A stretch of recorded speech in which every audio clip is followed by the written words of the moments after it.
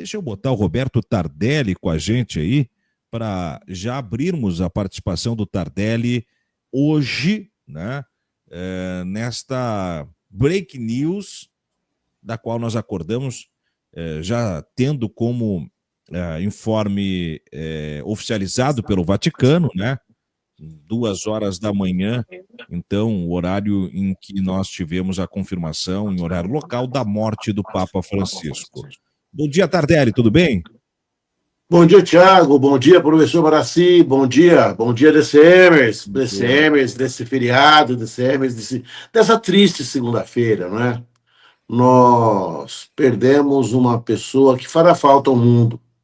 Perdemos um grande humanista, um humanista que vai deixar um legado, né? Certamente vai deixar uma trajetória, certamente. O Papa Francisco fará falta aos que creem e principalmente aos que não creem. Porque aqueles que não creem têm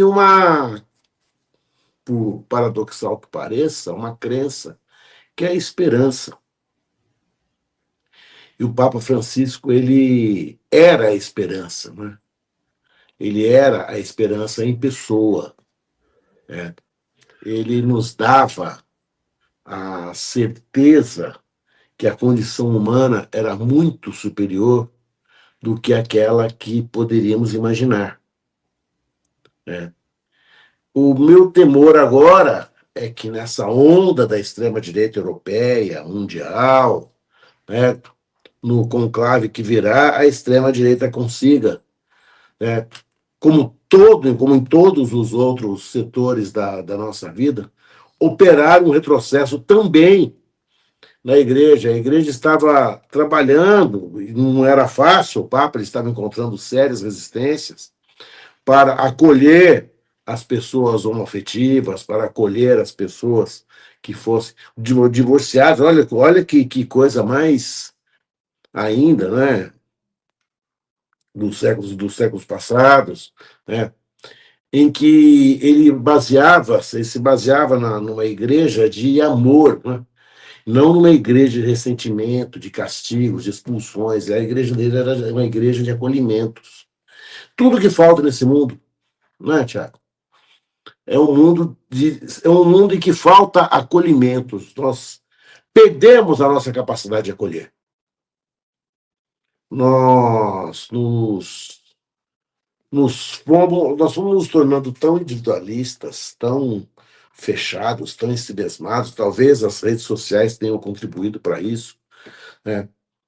Nós não nos cruzamos mais, não nos tocamos mais, não nos abraçamos mais, até em razão de um estilo de vida que a gente adotou.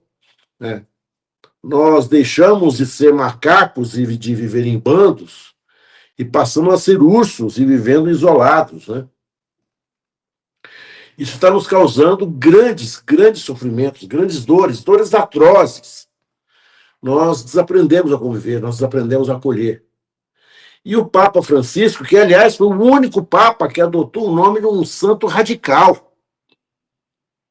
Né? Francisco de Assis foi um radical, ele foi uma pessoa de extrema radicalidade. Nós que achamos o Glauber radical, Francisco foi muito mais radical do que ele. Né? E ele, Papa, radicalmente adotou um nome que o deixou e o colocou propositadamente. De um lado, o nosso Papa que morreu, que faleceu, era um Papa que escolheu claramente um lado. O lado dos mais pobres, o lado dos famintos. Ele não visitou, por exemplo, não visitou a Espanha. Mas ele visitou a África. É. Os famintos o viram, o tocaram, estiveram com ele. Os desesperados, ele esteve esteve na festa na Itália, onde entram os migrantes, os imigrantes, os refugiados. Ele foi um Papa que foi ao encontro dos desesperados. Ele foi levar esperança aos aflitos. Ele foi o único que fez isso.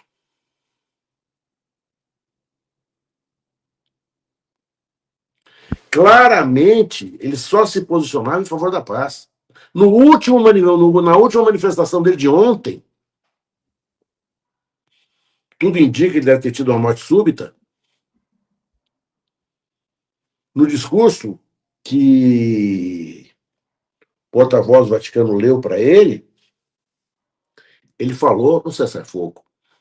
Ele falou na paz. Em nenhum momento esse homem pediu, rezem para mim. Rezem por mim. Isso é uma conta dele com Deus. Ele pediu para que as pessoas orassem pelo cessar-fogo. Ele recebeu, pressionado provavelmente pelas diplomacias do Vaticano, um vice-presidente o vice-presidente americano com o qual ele tinha profundas divergências. E o recebeu. Com as dignidades de chefe de Estado. Ele falou até o último momento, até a última palavra dele, isso é profundamente emocionante. Foi pela paz. Esse homem, Tiago, é absolutamente único na história recente da nossa humanidade. É um homem que lutou pela paz durante toda a vida dele. Toda a vida dele. Ele pediu para usar a paz, usar a religião, usar o nome de Deus, para que as violências cessassem. O Papa ele inicia o seu pontificado numa situação muito ruim. A igreja estava saída do Papa Bento XVI, um homem muito culto, um erudito, considerado um dos maiores eruditos da igreja, um dos maiores filósofos da história da igreja, mas já cansado, já muito doente, já sem forças para vencer os escândalos que havia no Banco do Vaticano, os escândalos que se acumulavam de pedofilia na igreja, que vinha de Boston, vinha de todos os lugares do mundo. E ele, Papa Francisco, enfrentou com muita valentia. Enfrentou com muita valentia. Nem tudo, e a gente sabe, nós sabemos, embora tudo na igreja seja muito, muito velado, tudo na igreja seja muito feito a quatro paredes, né? A gente sabe do quanto que ele teve de resistência para o seu pontificado. Mas ele enfrentou as resistências todas. Eu tenho para mim que nós não vamos ter um outro Papa como ele nas próximas décadas. Alguém com essa valentia, alguém com esse carisma, alguém com essa naturalidade da paz. Esse homem ele enfrentou a ditadura militar argentina. Né? Ele... É o que eu digo, aos que creem, e muito mais aos que não creem. Os que não creem estão muito tristes, estão verdadeiramente comovidos pela perda de um grande humanista. Talvez o maior humanista que nós tenhamos tido aí nos últimos 150 anos, 200 anos da nossa história da humanidade.